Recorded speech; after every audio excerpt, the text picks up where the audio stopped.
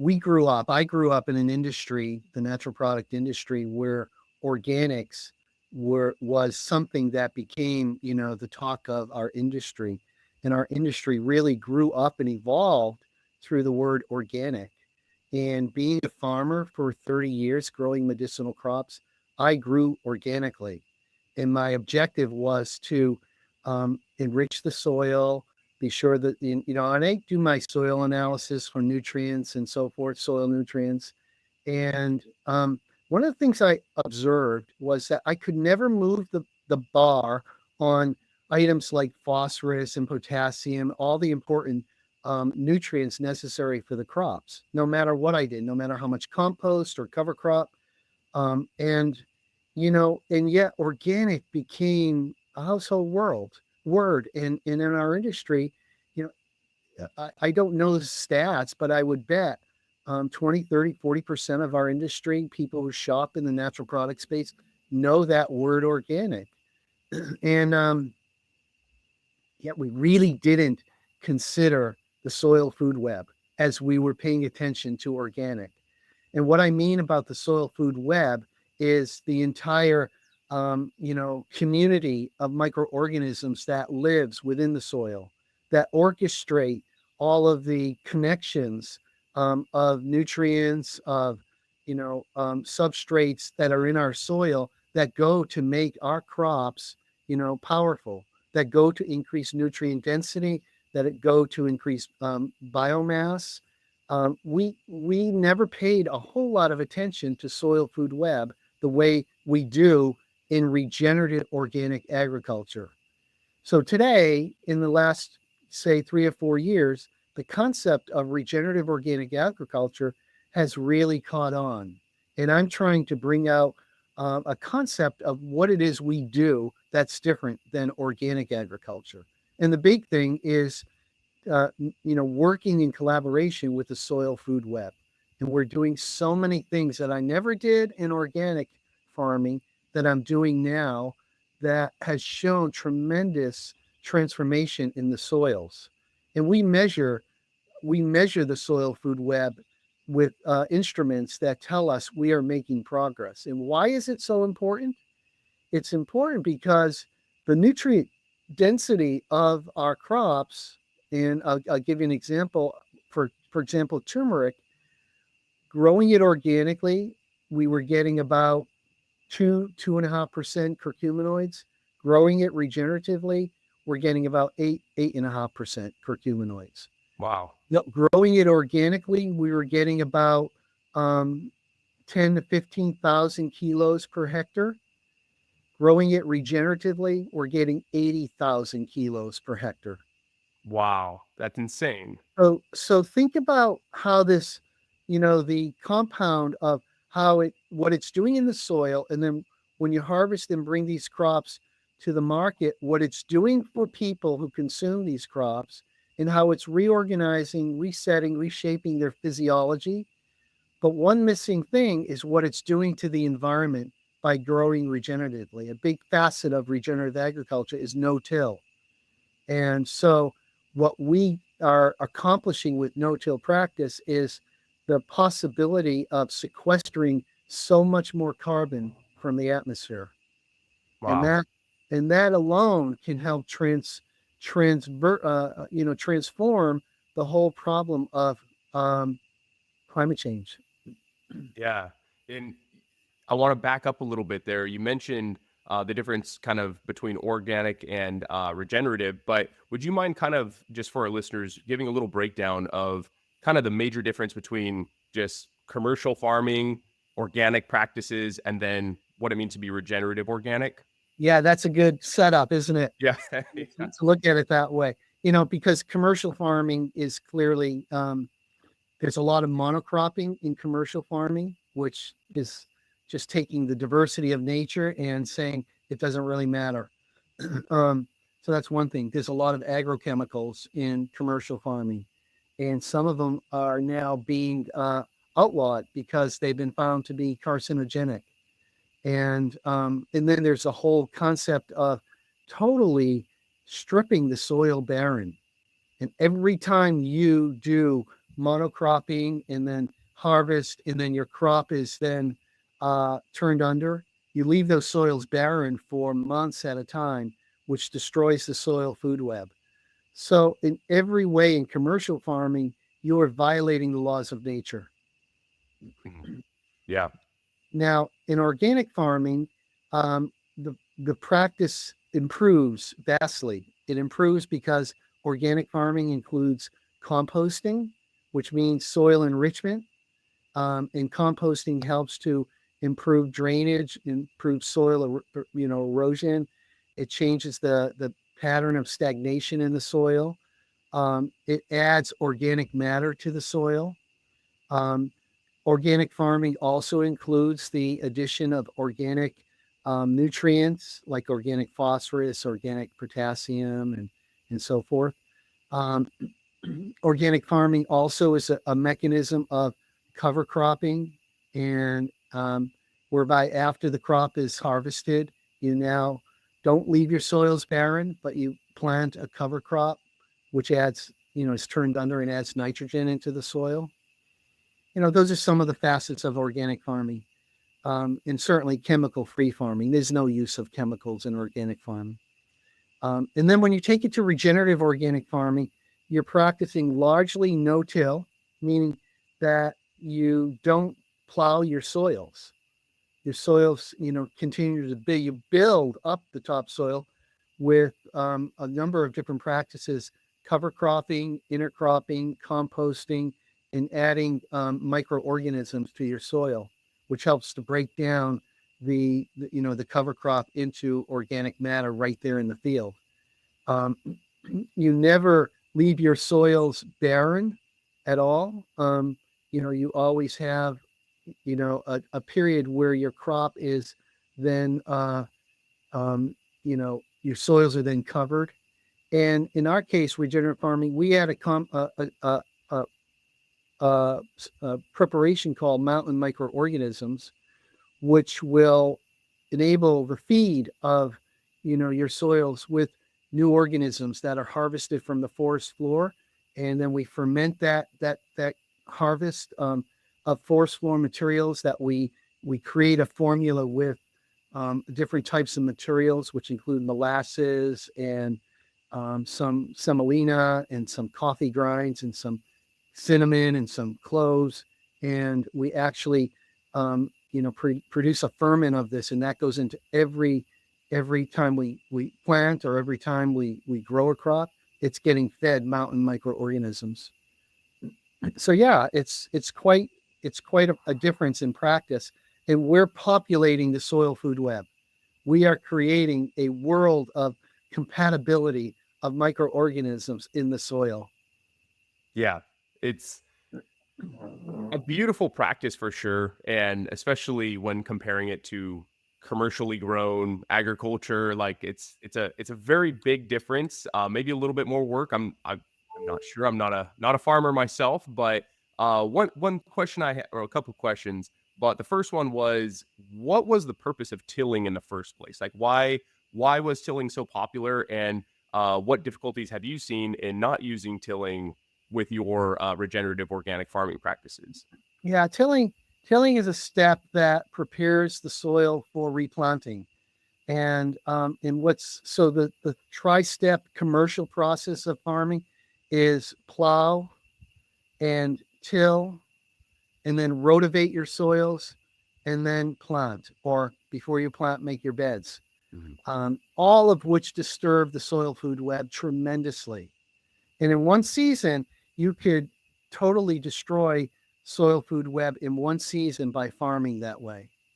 Wow. So you may not, you may, but your listeners may not realize that our lives depend upon the soil food web.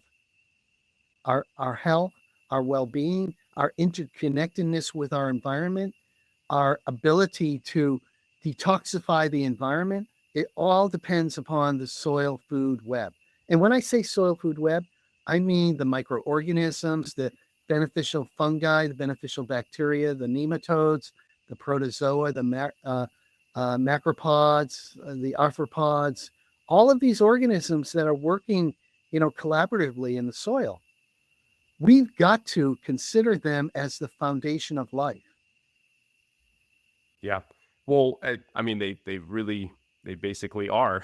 And I've heard before that using certain, like, rodenticides, insecticides, any kind of the sides, um, can kill a lot of this beneficial bacteria that's living in the soils, and that's another reason why using these kinds of sprays can be extremely harmful to the soil. Do you know if that's to be true or proven true? Absolutely, it's true. It does.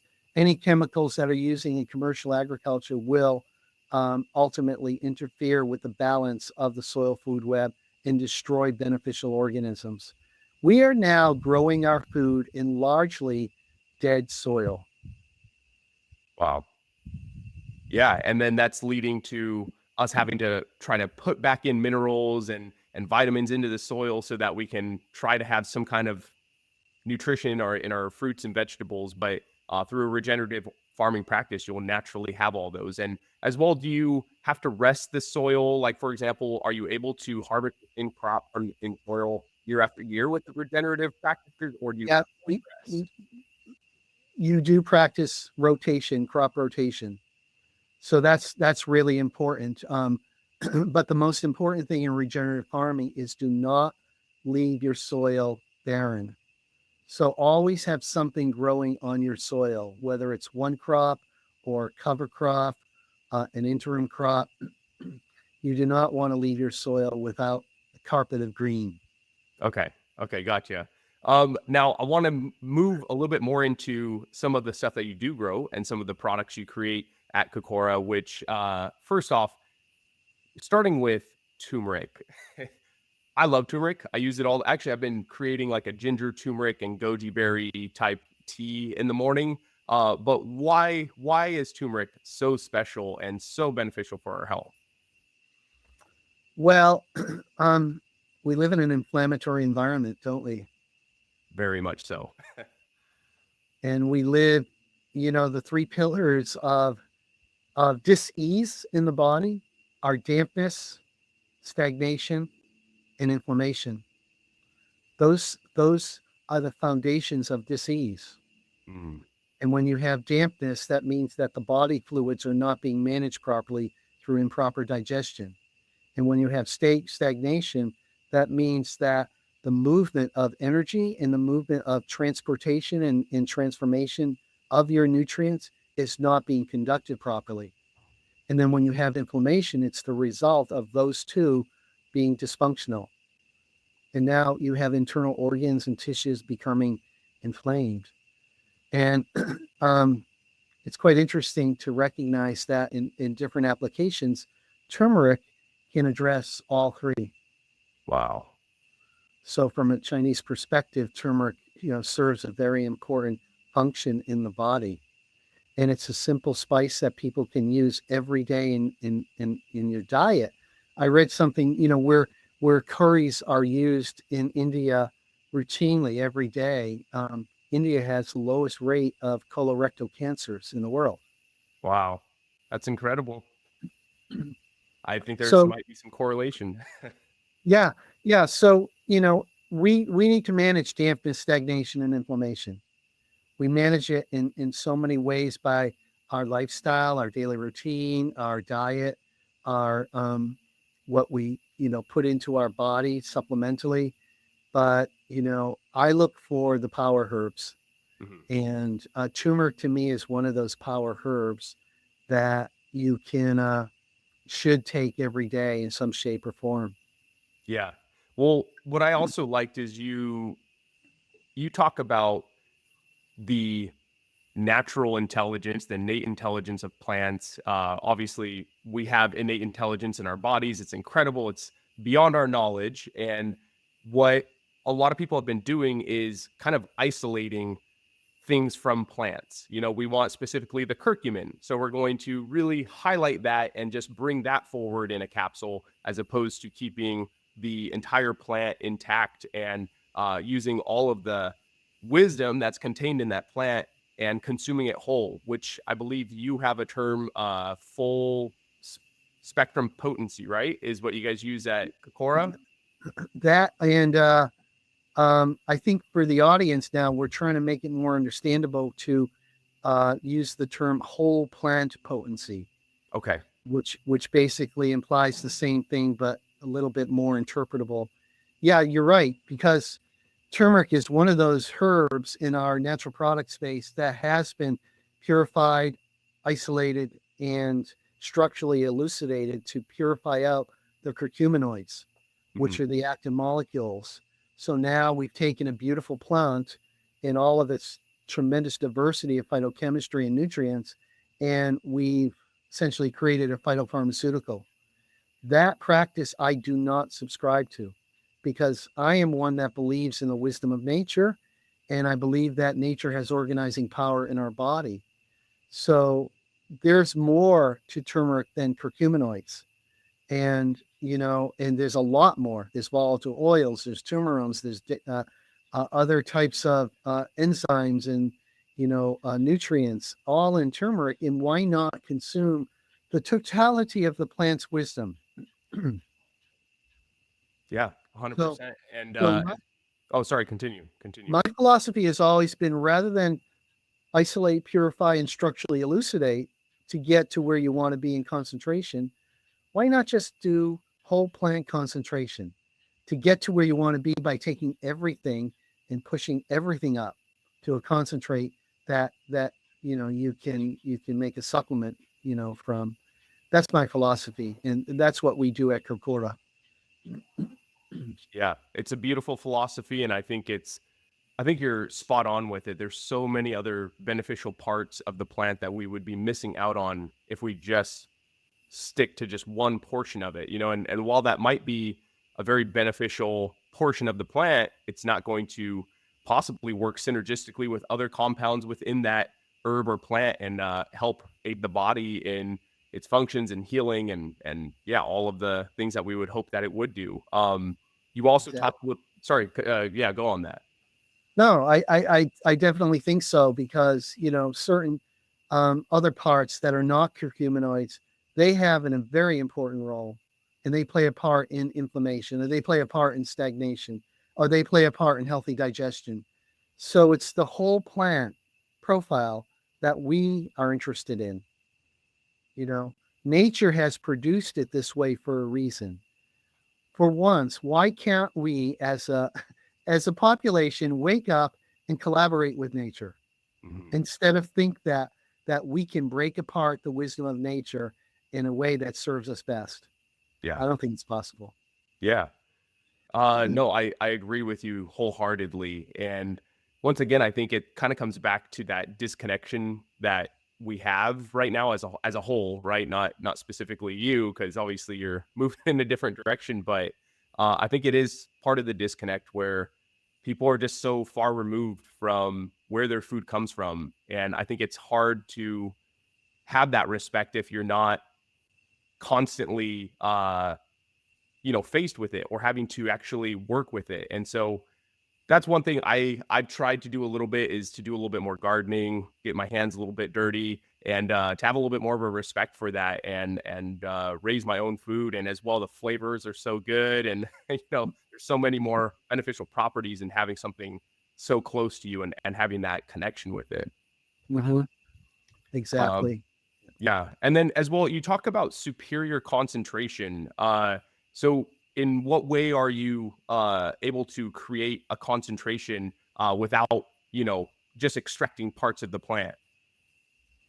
Yeah. So, to move a plant from the field into a product and into I, I don't want to use the word medicine so dramatically, but we do make phytomedicines, and we call them, plant-based herbal supplements.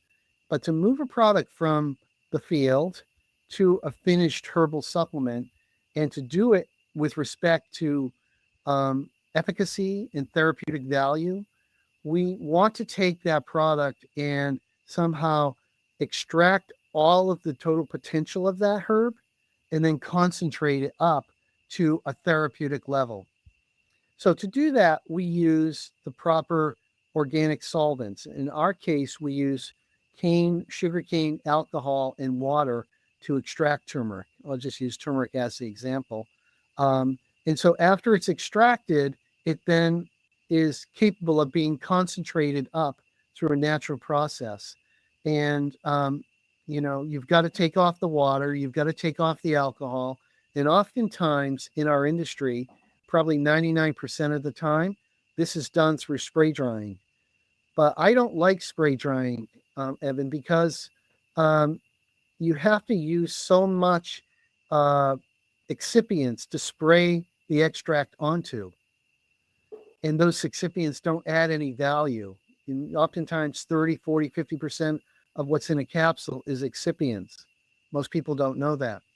I didn't know that at all. Yeah.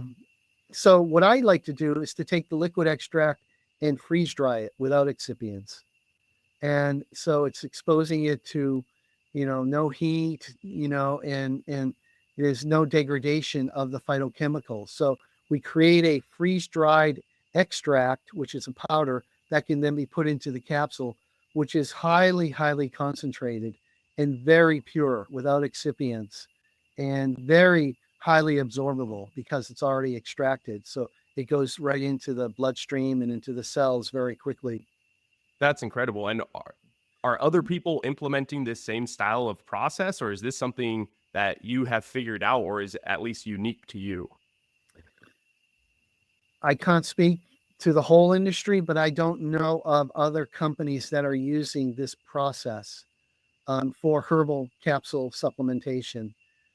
It's a bit more expensive, but it's like, the Mercedes or the Ferrari of different, extraction processes, because it protects the integrity of the plant. The whole plant intelligence is kept intact, and it protects the purity without excipients, and it gives you a therapeutic concentration that makes it worthy of taking as a dietary supplement. Gotcha. I was curious if you were going to say this was a finding from your from the Ric Scalzo Institute, right? In a way, everything that Kokora is producing is tested at the Ric Scalzo Institute for Botanical Research. So it's not necessarily an innovation, but it is a validation that we definitely use the Institute to validate everything we're making. That's so awesome. And also, please take a moment to explain to our listeners about your institute, because I think it's fascinating. Yeah, it was about 5 years ago. Well, I'm going to step back 20 years ago, Yeah. when the president of, at that time, Southwest College in Naturopathic Medicine, Dr. Paul Mittman, and I were on a walk, and I said, Paul, I would like to do something beautiful for the industry when I sell Gaia herbs.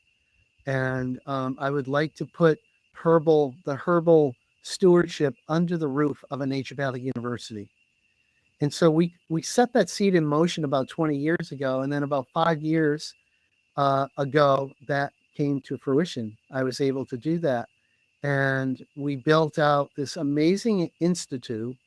Um, the college is now a university because of that. And it's now called the Sonoran University of Health Sciences, which has a very active naturopathic medical program. And our institute houses about 10 scientific researchers who are looking at bioassay cell line culture testing of our products, and as well as other companies' products. We're doing a lot of research now that's very innovative on the way herbs impact a variety of different viruses. And but every one of Kokora's products is tested to determine the safety and efficacy of the product that we end up in the finished product. Yeah. I wanted to ask as well, is there any major findings that have come out of this institute that you're just over the moon about, or you just found to be very interesting? Or yeah, anything that you want to share with that in terms of kind of neat stuff coming out of there? Yes, to the extent I can share on Yes, the yeah, correct. viral work. On the viral work, there's some very, very conclusive evidence of certain herbs that we started um, our search on viruses with about 80 different plants. A lot of them were from China, and we reduced it down to 10 and then down to 4. And we took significant interest in 4 plants that seemed to be showing significant impact on a broad spectrum of viruses. And and now we're looking forward because we have the ability to test these herbs against the live virus using Arizona State University as a research partner, because they have the ability to allow us to go in and bring the herbs and test them in their facility against the live virus. So we're doing some really amazing work, and it's, what's the right word? It's able to inform how we formulate going forward. Next fall, Kokora will be launching a line of immune products, and some of these findings will show up in those products. That is so cool. Dang. Okay, I will be keeping my eye peeled for that. Yeah, And then as well, is Kokora only found currently online? Are you in any stores at the moment? yeah. We just launched the brand in what was it, in October, and we're in about 300 stores um, that are just for only 5 products now. They're functional powders. Our line of capsules, regenerative organic capsules, will come out this spring, and so um, every 6 months we'll be launching anywhere from 6 to 16 products, and so we have a kind of an aggressive launch schedule, but we're That's very aggressive. multi-channel. So we're selling in retail stores. We're also in Amazon, and we're also starting to use affiliates and influencers to show up and tell our narrative on on the social sites. Yeah. Yeah. Have you missed being in the consumer packaged goods realm? I don't know. I've missed the industry. Yeah. It's kind of a community for me, right? As it It is is. for you. Yes. So now that I feel back. I feel energized, and I feel really mostly wanting to tell the narrative of what what it means to live a life regenerated. Mhm. And Kokora is a product line that will enable me and us at Kokora to tell a story about how to live a life regenerated. And I've been doing a lot of work in the last 4 years now about framing this narrative about life regenerated. And that's our tagline, life regenerated. Mhm. And I've traveled to blue zones in the world. I've documented stories from people who are centenarians about what it takes to live a long, healthy life. I've looked at in Italy the Mediterranean Life Center, which teaches real Mediterranean diet and using Mhm. herbs in Mediterranean diet. I've really developed a narrative that can really help people to understand how can we package our daily routine in a way that does contribute to a life regenerated. Yeah, it's honestly a big thank you from me for all of your hard work that you do and have done. I mean, you've been an absolute legend in the realm of all things health and wellness. So I truly appreciate it, and I'm happy to see you really pushing the needle forward on the innovation here. And I'm excited. I'm excited to see what you bring out, and I'm excited to try some for myself as well. But it's a huge thank you from me. Thank you, Evan. And I'm not letting you go. I'm just giving you a little bit of a praise. I just want to blow your head up a little bit. Well, No, that's really kind of you. We just, all of us are born. One of, Kokoro emerges from Japanese philosophy, and there are several principles that Kokoro is subscribing to, and I, for one, am embracing one of its most important ones, and that is the concept of ikigai. mhm. And I don't know if you've heard that term, that expression before. Many listeners probably have not, but it translates literally to find and live your life purpose, and live it with passion, and and show up every day with this sense of purpose that you belong somewhere in this planet to do something good. And that's how I feel as, my ikigai is, it's with what we're talking about. So I feel nourished by it and I feel energized by it. Yeah, I believe you are definitely following your ikigai 100%. No, and it's a pleasure to be able to experience a lot of your work. Back to some of the great work that you have been doing, I saw that you also got a gold status Regenerative Organic Alliance certification, and you're the first medicinal herb farm to obtain that. Is that correct? As far as I know, I looked on the Regenerative Organic Alliance directory and I did not see any status of gold status of any of their growers. And yeah, and you know what allowed us to achieve that, growing on almost 100 acres, was crop diversity and coverage, being sure that we had, that there was no open soil exposed for degradation from the sun or from the elements, erosion or anything like that. And we were doing all of the regenerative practices correctly. So, this was a big on our, what was it, August, we were awarded the gold status. The Regenerative Organic Alliance issues 3 levels of compliance. One is bronze, one is silver, and one is gold. There are many farms that are silver, but I don't think, what distinguishes silver from gold is oftentimes how much coverage you have and what kind of practices you employ to build your soil food web. Yeah, that's incredible. And as well, the Costa Rican government has even taken notice of your farm. Is that correct? It is. Boy, you've done your research.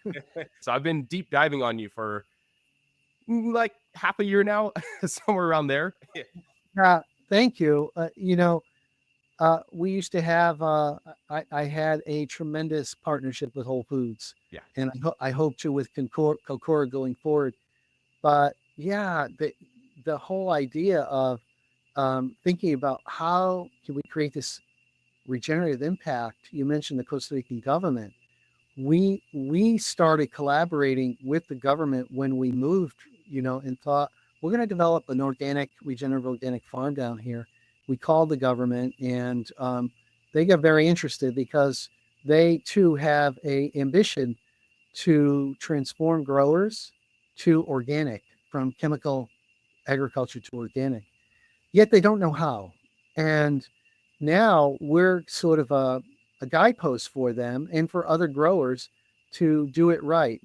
It's so interesting. In the last year, separate from Kokora, I have a ginger business here at our farm where we are growing and packing fresh ginger and shipping it up to distributors in markets all over the U.S.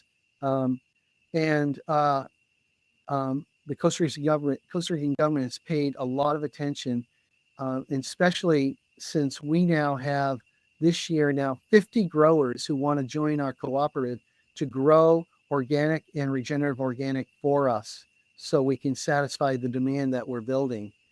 But this is big for Costa Rica because it then can hang its hat on, we are a country moving towards organic, and we probably are representing a lot of growers who are now organic in our country.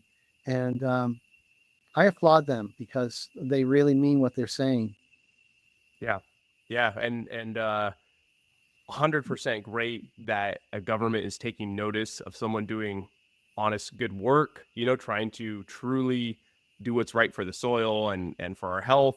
But it's really neat that they're taking note of it, and I hope to see it moving forward, especially with a country that hosts so much biodiversity. I know there's a stat out there in terms of how much biodiversity they have. I don't have it off the top of my head, maybe you do, but it's really cool to see that.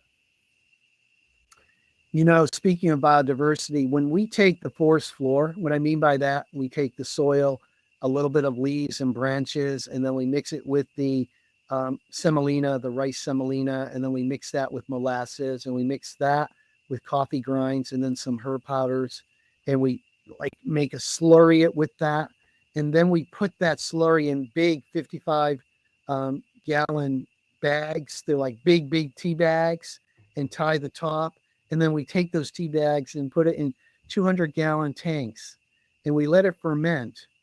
And so when you talk about, the kind of diversity that we are creating, producing what we call mountain microorganisms, and we are repopulating at least our farm. And I hope we can train other growers to repopulate their farms and get this word out on how to repopulate the soils of the world with a whole new dynamic soil food web that can transform our soil, our food, our nutrition, our well being. The more nutrients we can consume from our food, the healthier we will be, the more immunity we'll have.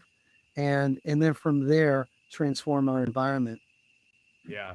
Yeah, it's this whole talk has been really bringing me back to a documentary I had watched called, I think, Little Big Farm. Have you seen that one by chance? The biggest little farm.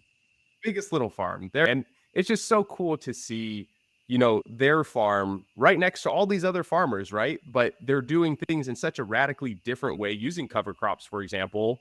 And you see when there's a heavy rain, they're like the only farm that doesn't just totally lose all their topsoil. Everything kind of sticks around. That's because they manage the drainage in their soil. The soil's being absorbed rather than running off. The water's being absorbed rather than running off.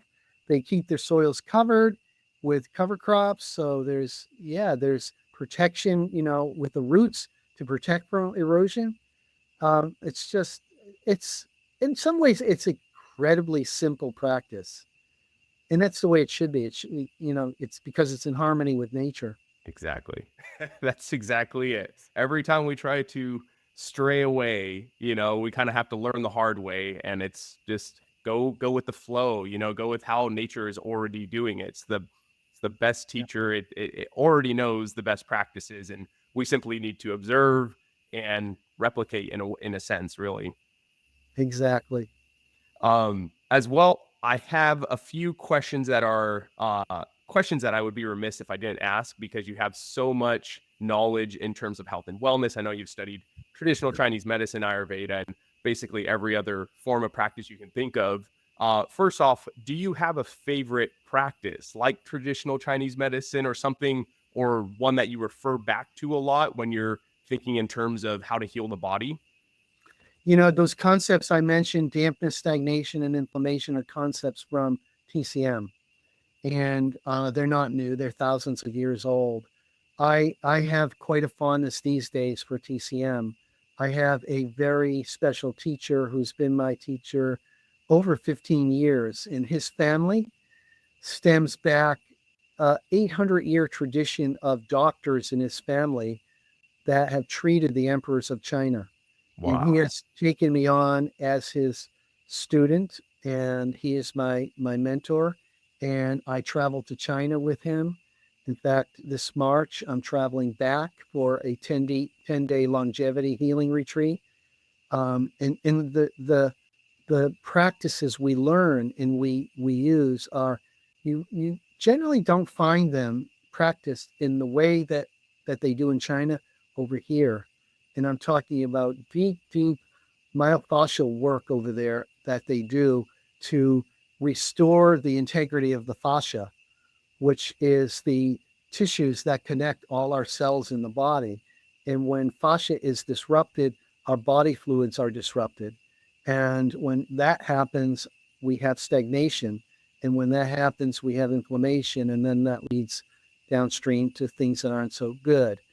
So we do this practice of Chui massage over there with tools and with hands and with moxotherapy that does tremendous penetration of the fascia to help clear out the stagnation and the accumulated fluids in the fascia to help build healthy immunity back up. Oh, So wow. I'm fascinated by this, Evan, because it's a practice that I've been learning from Dr. Liu, my mentor, for years now, and now going to China to get extended treatment for longevity. It's just one of those things that we can do. I know it's not for everybody, but we can do similar protocols here in the US by talking to healthcare providers who know about myofascial work and getting our fascia upgraded, if you will. Yeah, and it makes a lot of sense as well. I've had a person who did a lot of myofascial work speak exactly about that, about the stagnation of a lot of fluids because it can get too bound up and essentially having to kind of work through it. And she shared a few practices with me, but you were talking a bit more about a style of massage to help release some of this fascia. Yeah, in China, people hear about gua sha tools, but in China, they have very special gua sha tools, and they go in and they systematically take these tools and work the fascia very deeply first.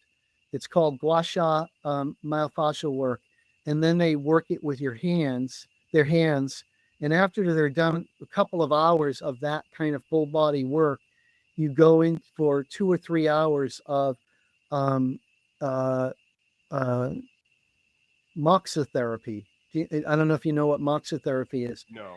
They use these mugwort sticks and they put them on these boxes where each box has about 20 or 25 moxa sticks that are burning. And they put a moxa box over your chest, over your stomach, over your thighs, over your knees, over your ankles. And they cover you with blankets, and all this moxa just burns and smokes. And it's correcting all of the imbalance in your body fluids after it's been kind of liberated from the fascia. It's moving it out into the channels of elimination. Wow. So it's coupled with fascia, and moxa and fascia kind of work so powerfully together to correct the foundation of disease. Wow. It's okay. This is gonna send me on a whole topic that I'll be researching after we hop off here. That's incredible, and I believe there is a lot of power in those. Even with some of the myofascial work that I've done, I've noticed massive changes in posture, certain pains in the body. It's been really incredible. So I'll be diving into those.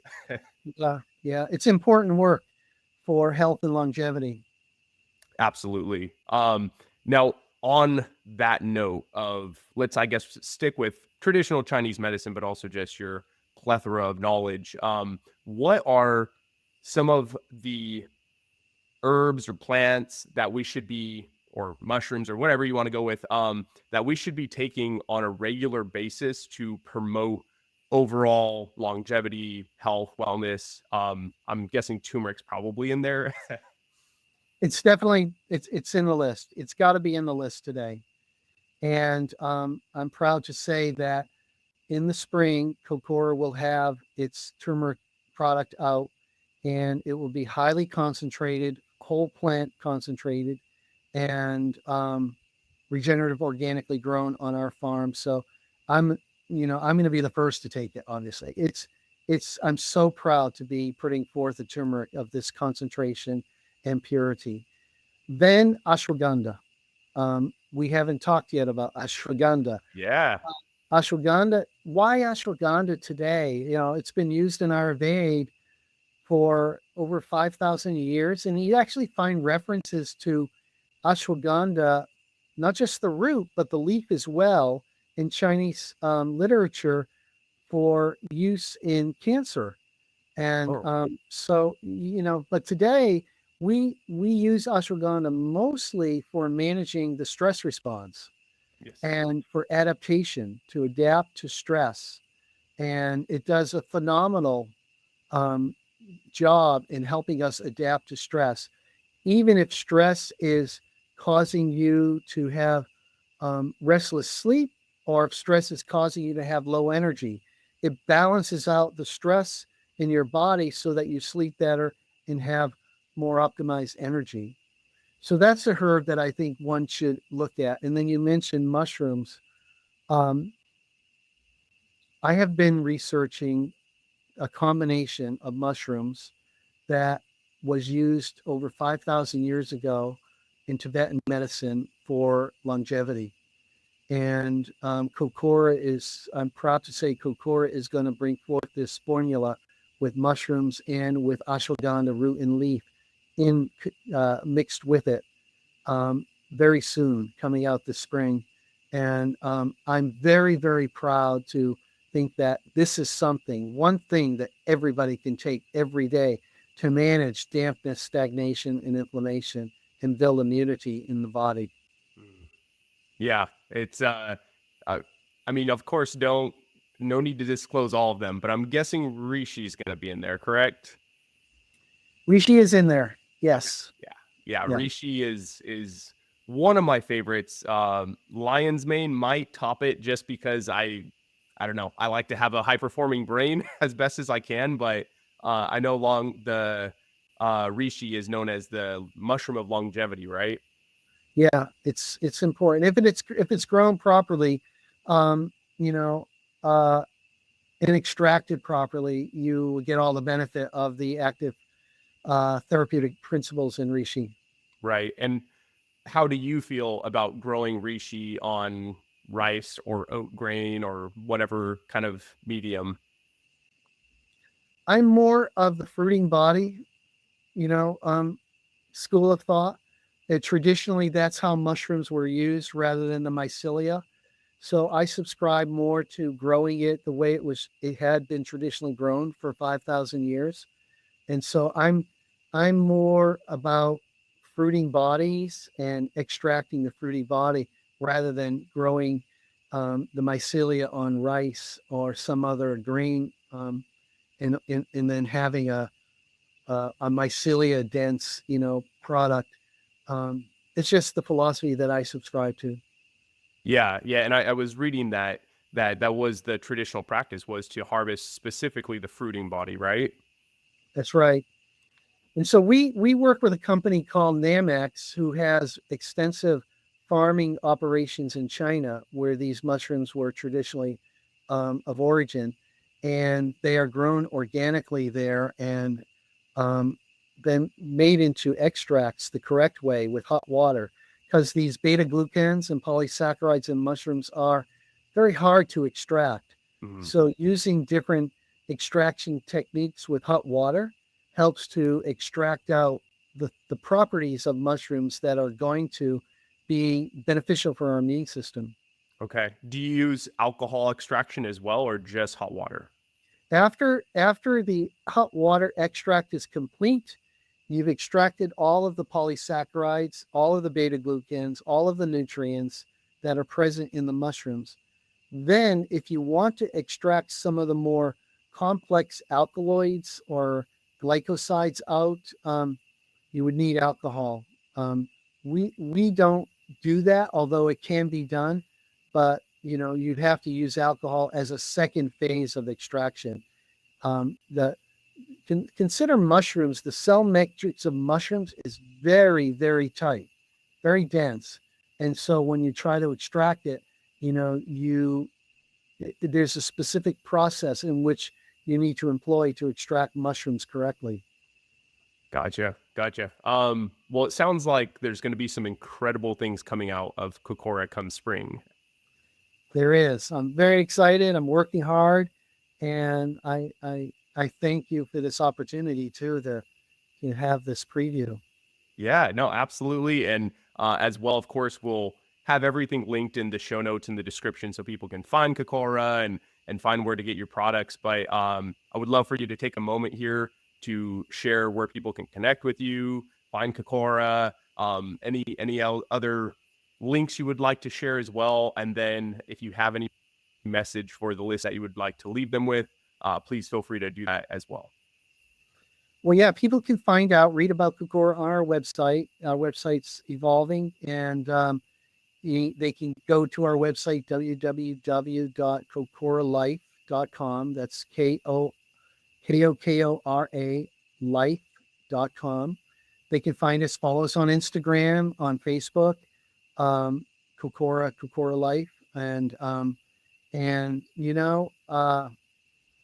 there'll be a lot coming forward in the social space and on our website about all these products that we're launching. But I think the important thing is for me is I welcome and invite all your listeners to participate with us in our blogs and in our narrative on what it means to live a life regenerated and how to collaborate with nature and the wisdom of nature. It's so important today. You know, Yeah. the environment is highly stressed, and we need to do all we can to collaborate with the purity of nature. Yeah. Oh man, Rick, this is incredible. I mean, if you're open to it, I probably would love to have you back onto the show. So if we're able to schedule that, that would be great. But truly, I appreciate all of your work. Genuinely meant that, and thank you for doing all of this work for us and providing just an amazing uh, quality product that is, for the betterment of our health and wellness, and as well for the betterment of nature. So I appreciate you and thank you very much. Yeah.